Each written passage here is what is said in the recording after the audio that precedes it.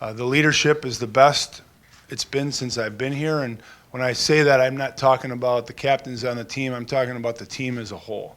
I think we have a good group of captains. We haven't even added a captain. The 4 guys that are wearing letters are the same 4 guys that wore letters on our team last year. That's a positive.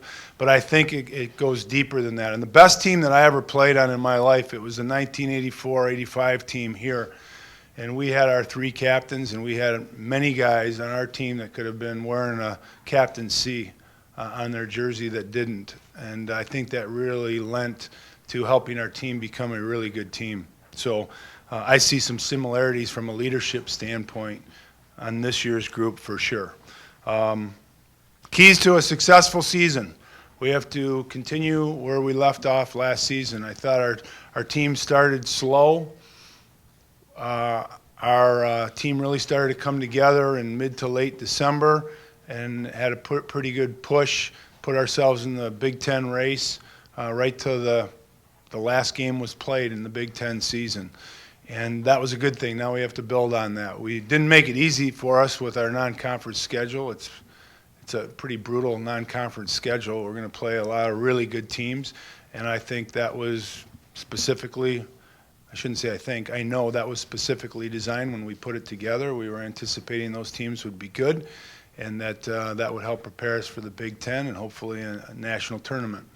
And so we come into it with some confidence that we gained in the second half of the season last year, and yet at the same time every team is new, and this team, the important part, this team has to come together. Guys will have to emerge. We will be giving guys some opportunity to play bigger roles. We'll need some guys to step up, even guys who have performed at a real high level so far, to continue their growth and make a bigger contribution. And we're anxious to see the impact of the new guys as well, because we think it's a real good group. So with that, I'll open it up to questions, and we'll get going. I think Jake's in a real good spot. I think he had a good, productive offseason. I think mentally he's in a good place. And I think Jake wants to win. And I think that's the most important thing. Jake is a leader on our team. I think guys have great respect for him. The way he carries himself, the way in which he approaches things, his competitive spirit in practice helps push guys and makes guys better. I think that's going to be a misconception that we're going to have to go out and prove, but I don't think that Jake has to carry the team. I don't think he has to do that. I think that Jake has to be Jake, and I think he has to do his thing, and I think the team will rise around him. And I really think this team has a chance as we come together to be a real solid team beyond just being good defensively or having a great goaltender. So I don't think he needs to have any kind of undue pressure or expectations. I think it's frankly less than it was last year. I think he just has to have a complete season from the beginning to the end, and I expect that he will. And these guys are all 6-footers except for Zach Osborne, and Zach's a different style player. I think you'll see, I don't want to compare him to Torrey Krug by any means, but he plays kind of he's got a lot of explosion. We were doing a forechecking drill yesterday, and it was kind of comical because he'd go get the puck and he'd skate it right out. It's hard to forecheck him. He's slippery, he's quick, he's good with the puck, and he's got some offensive dynamics to his game. But well, he's been real impressive so far. He's a very smart, heady player. He's got a very high work ethic. He ran the treadmill. And the 2 guys that I always hear Dr. Pravarnik talk about in Michigan State lore that were just kind of monsters on the treadmill, and that's his word, monsters, were Duncan Keith and Sean Horkoff. And he mentioned Mason Appleton in that vein. So that's a good thing. That's a good thing. His work ethic's real good. We've actually teamed him up in our soldiers program with Mackenzie, and Mackenzie's really kind of getting his arms around him and helping him along, and I think that's a real positive. But I think Appleton has a chance to be an incredibly good college hockey player. I think one area that we've got to get better, I looked at our power play last year in 3 phases, the first 11 games, the next 12, and the 12 after that. The first 11 games we were 11%. The next 12, we were like 24.5%, and the next 12 after that, we were 22%. So we were pretty darn good for 2/3 of the year. And if that can get you a goal a game, that could be a difference maker, you know. And so I think that's an area from a systems and personnel standpoint we have to be better, especially early in the season. We have to be better at that.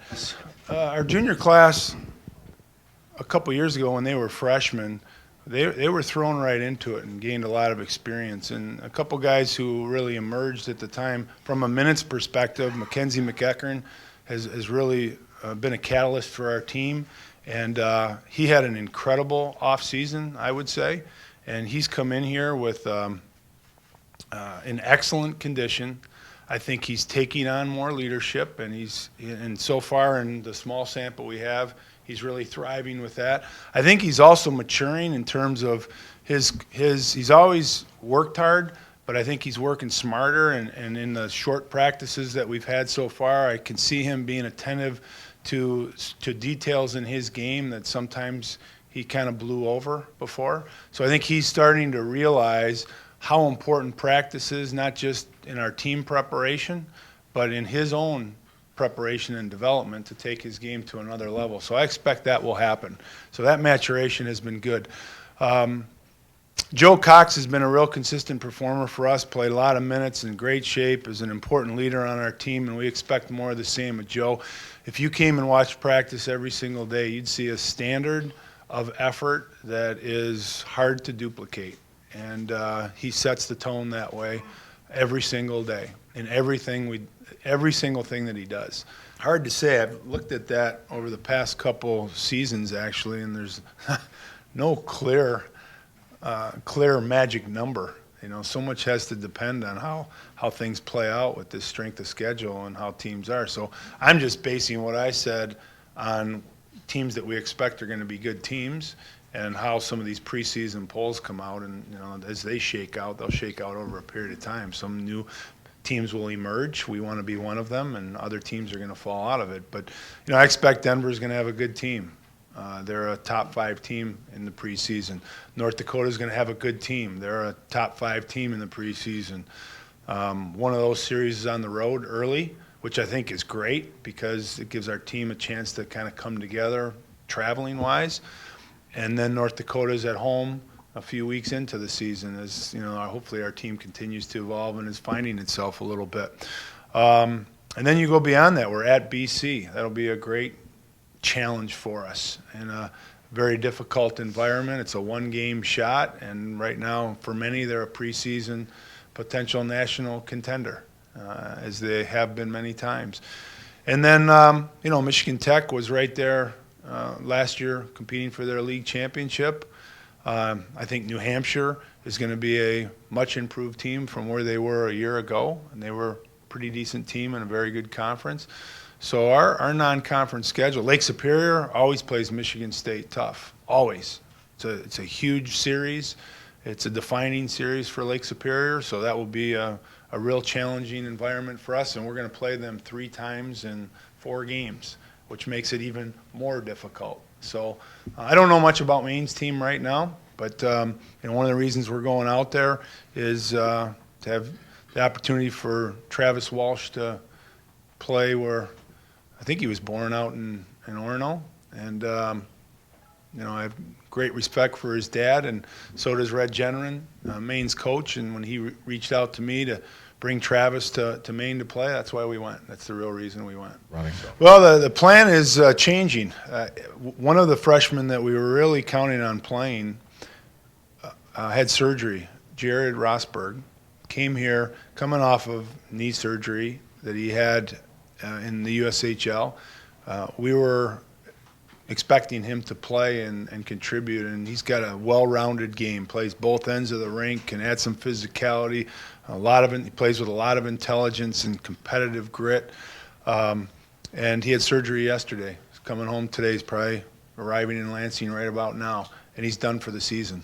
So that thins us out back there in a way that we weren't really expecting. And so we need to help Chris Knutson elevate his game so he can play meaningful minutes. we need to transition Zach Osborne so he can play meaningful minutes. I think those other 4 defensemen that we have returning from last year, they'll all play significant minutes, and we've got to stay healthy. That's going to be an important part because we don't have when we planned this season and how things were going to lay out, we thought we'd be in a very good position depth-wise, and it's not quite where we had hoped or planned for it to be. So it presents some opportunity, and we'll probably have to need some good fortune as well that we don't run into injury problems back there.